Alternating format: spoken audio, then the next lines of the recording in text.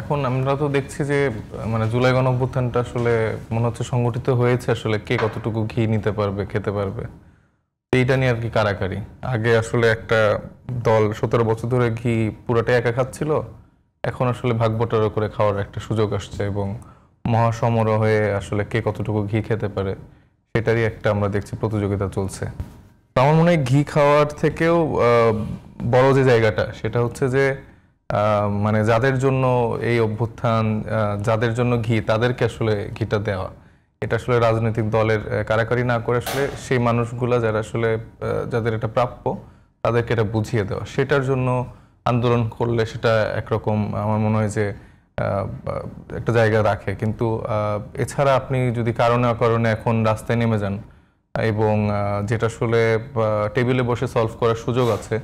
সেগুলোর বাইরে গিয়ে আপনি তো যখন তখন এরকম আন্দোলন করে তো দেশকে একটা অস্থিতিশীল পরিস্থিতির দিকে নিয়ে যাওয়া